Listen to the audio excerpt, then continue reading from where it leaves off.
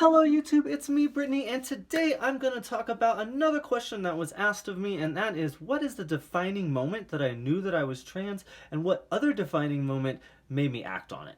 Okay, so before I get to that, I do want to thank every single one of you guys that have already subscribed. I love all of you guys that are already here. If this is your first time watching me, don't hesitate to hit that subscribe button. This is an interactive channel. We're still fairly young, but we're growing every day. So please come in and join, and feel free to ask questions if you have any questions. That's what it's here for. I was asked this question in a comment to a video I did a while ago, and to the person who asked this question, I do want to thank you for your comments on my boyfriend. He is still in the hospital, and it is still very frustrating for me. But I am trying to get through by just maintaining normalcy. So, the question was, what is the defining moment that I knew that I was trans? And then it was a secondary question that said, what is the moment that I knew that I had to do something about it? Now, I don't know how I'm going to put that all into a short little title yet, but we'll see when you look at the title of this video. But anyways, so I was thinking about it, and like, I knew that I was a girl for a long time. Like, from the time I was a little kid, I know that there was something not right, and I always felt that I was a girl and that something was wrong, and I just didn't know what it was called or what to do about it, or if I had anything that I could do about it, being raised, you know, in a Bible Belt by a, you know, Christian mother and a drill sergeant father. So, you know, it's just, I didn't have the means necessary to really know and say, this is the defining moment that I can say, this is who I am. This is what I believe that I am, and I know that to be true. And then, like, later on, when I was like, okay, I'm done hiding it anymore. So, I mean, if you've watched some of my other videos, you know that I have practiced cross-dressing all the way. Like, I didn't transition until I was 30, but I cross-dressed and I did female impersonations, and I freely, openly dressed publicly as like a fun thing for myself, but not in like a transition. And I firmly stayed in a closet that said I wasn't gay, even though I was actively having sex with men and women, and it was just kind of a free-for-all. My 20s weren't as bad as I make them sound, but they were a lot of fun. But anyways, I can tell you that it was around 21, 22, 23, in that area, that I started to actually learn what transgender was, and then like research it, because like it was interesting to me, but I still was really confused, and I still wanted to just say that I'm just a crossdresser. I just like dressing up occasionally, but I wasn't ready to admit that that's what I was, but I was learning about it. I think the actual defining moment for me was my 25th birthday. And the reason I say this is because it was 2 years after my breakup with my son's mother, and my son had been born, and I had kind of gotten over all that and was trying to break through, and I had developed this really core group of friends that I worked with at the bar that I managed, and it just all happened to be very LGBT. You know, a couple of lesbians, a couple of gay guys, a lot of fruitness.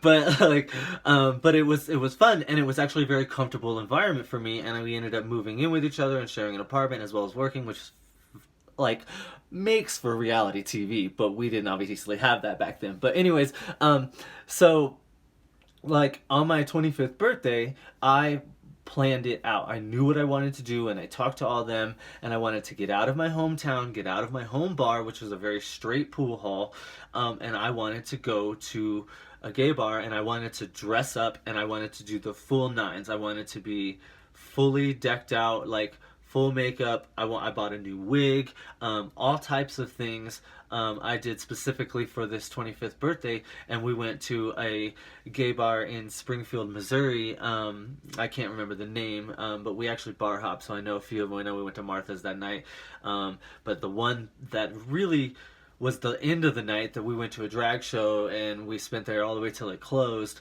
and really kind of put a feel for me for what it was like to just be treated as a girl.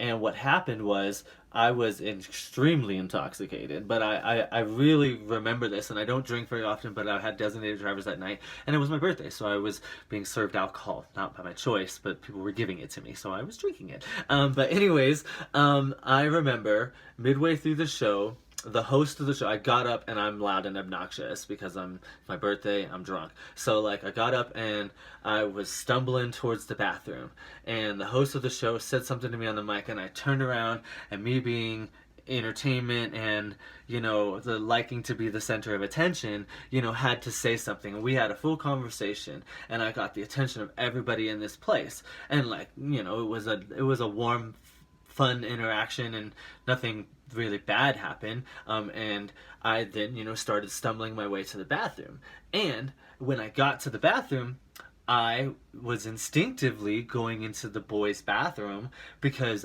I know that I'm just cross-dressed. Like, I know that, yes, I'm decked out, and 90% of the people here tonight have told me that they didn't even know unless I said something to them that I was just a cross-dresser.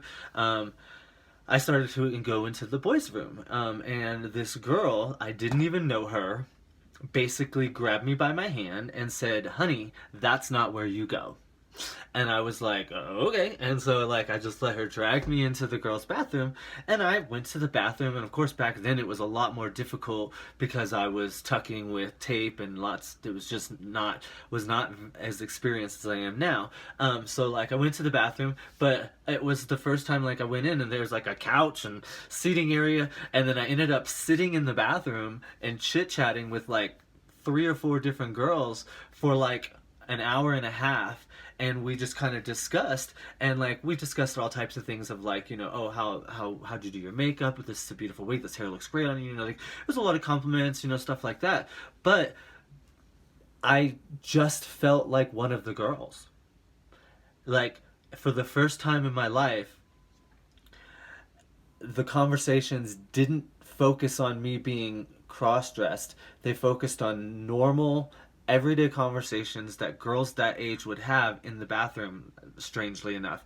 And I know this is a weird thing to think, but like, for me, it was a defining moment that said, I can be accepted as a girl, and people will treat me just normal. I mean, maybe not everybody, but there is a crowd of people out there that will love and care and support and treat me just normal. And I had known about what transgender was, but it wasn't until the end of that night where I was driving home and I was talking to one of the boys I was sleeping with as well as living with and working with at the time, and we kind of, I kind of said, hey, like, I wish I could do this every day. I wish I could live this every day.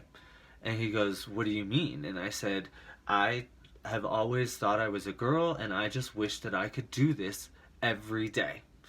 And I think that was the defining moment for me that said, I know that I'm trans, I just need to do something about it. Now, it took 5 more years for me to do something about it. And a lot of what enticed me to do something about it wasn't just the depression and how I was feeling inside. A lot of it had to do with what was going on in the outside community towards the trans people, towards the trans community.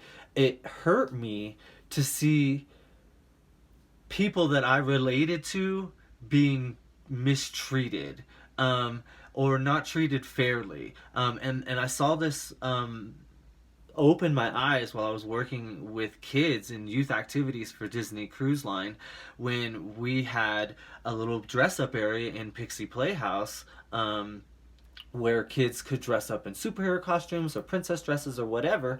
And one day, a boy wanted to put on a princess dress, and somebody said, a counselor, an adult, said, you can't wear a dress because you're a boy.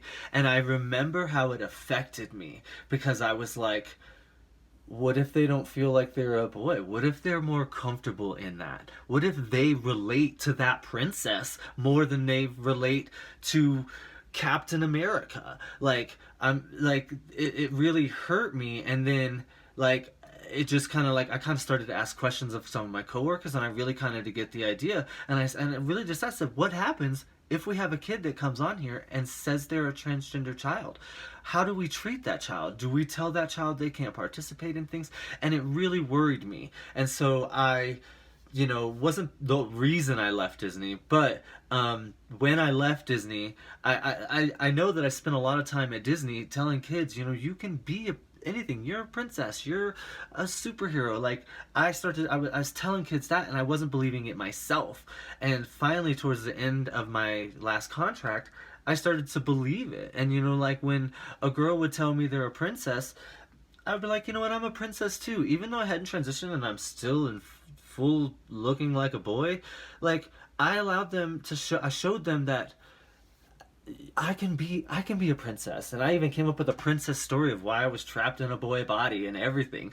It's really cute, and if you want, maybe one day I will tell you the story of Princess Brittany, but that's another day and another story for another time. But after I left Disney Cruise Lines was really when I kind of said, I need to transition, not just for myself, but because there are kids out there who need role models like me in the future to say, hey, we know what it's like to be hated and discriminated, and to be forced to not come out because you're so scared.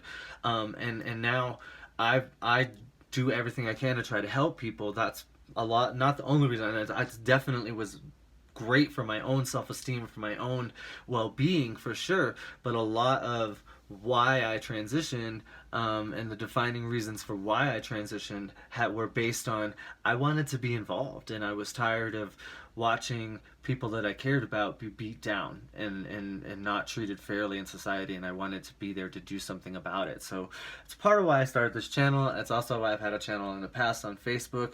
But anyways, that's pretty much the gist of the defining moment when I knew I was trans and when I decided to go ahead and transition.